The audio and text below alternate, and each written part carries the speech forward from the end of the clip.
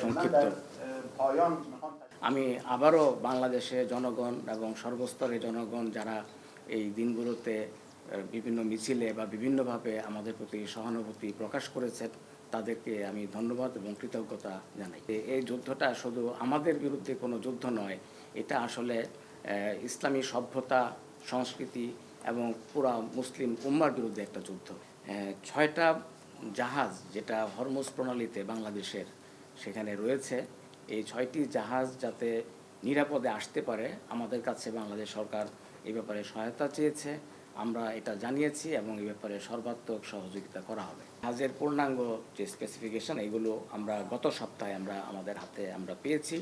এটা আমরা তেহরানে পাঠিয়েছি এবং এটা নিয়ে কাজ চলছে এবং বাংলাদেশের এই জাহাজ চলাচলের ক্ষেত্রে কোনো সমস্যা নাই, এই ব্যাপারে আমরা সর্বাত্মক সহায়তা। আপনারা জানেন যে আমরা সম্প্রতি 180 জনেরও বেশি বাংলাদেশি যারা ইরানে ছিলেন তাদেরকে নিরাপদে দেশে ফেরার ক্ষেত্রে আমরা সহযোগিতা করেছি। তাদের মধ্যে অনেকেই যারা ভিসা এবং পাসপোর্ট ছাড়াই ইরানের অনুপ্রবেশ করেছিল, এইসব বাংলাদেশি যারা সেখানে অবৈধভাবে ছিল তাদেরকেও আমরা এই সময়ে তাদেরকে গ্রেপ্তার না করে, তাদেরকে কোনোভাবে হয়রানি না করে আমরা পররাষ্ট্র মন্ত্রণালয় এবং পুলিশের সাথে সমন্বয় করে তাদেরকে আমরা খুব নামেমাত্র একটা জরিমানা করে আমরা তাদেরকে নিরাপদে দেশে ফেরার ব্যবস্থা করে দিয়েছি।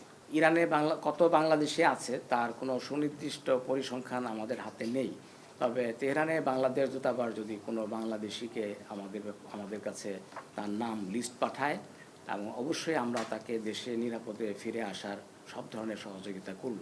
বাংলাদেশ আমাদের অত্যন্ত বন্ধু এবং ভাই ভ্রাতৃত্বের বন্ধন আমাদের সাথে। আমাদের পররাষ্ট্রমন্ত্রী সম্প্রতি এই কথাটা উনি উল্লেখ করেছেন। এই বাংলাদেশিদেরকে নিরাপদে ফেরার ব্যবস্থা করার জন্য গতকাল বাংলাদেশের পররাষ্ট্রমন্ত্রী ডক্টর খলিলুর রহমান ধন্যবাদ জানিয়ে আমাদের পররাষ্ট্রমন্ত্রীকে একটি চিঠি দিয়েছেন। তবে এই পর্যন্ত বাংলাদেশ সরকার আমাদের এই যুদ্ধের ব্যাপারে যে সমস্ত বিবৃতি দিয়েছে সে ব্যাপারে আমাদের কিছু কষ্টের জায়গা আছে।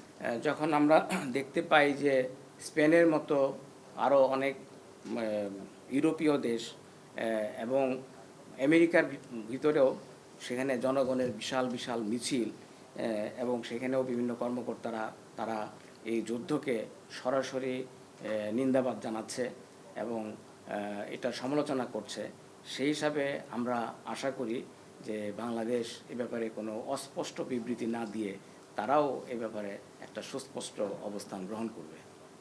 আমরা বাংলাদেশকে আমাদের ঘনিষ্ঠ বন্ধু এবং ভাই মনে করি, সেই জন্য আমরা চাই যে আমাদের সম্পর্কটা আরও সুন্দর এবং মসৃণ হোক এবং আমরা একে অপরের সাহায্যে আমরা যাতে ভবিষ্যতে এগিয়ে আসতে পারি সেটাই আমাদের প্রত্যাশা। যে বিবৃতিগুলো প্রকাশিত হয়েছে সেখানে শুধু যুদ্ধের ব্যাপারে উদ্বেগ প্রকাশ করা হয়েছে, অথচ এটা স্পষ্ট যে আমেরিকা এখানে সরাসরি আগ্রাসীর ভূমিকায় অবতীর্ণ হয়েছে এবং যে কোনো আগ্রাসন সেটা নিন্দার যোগ্য। কাজেই এটা সুস্পষ্টভাবে এখানে নিন্দা করাটাই এটাই আমাদের প্রত্যাশা।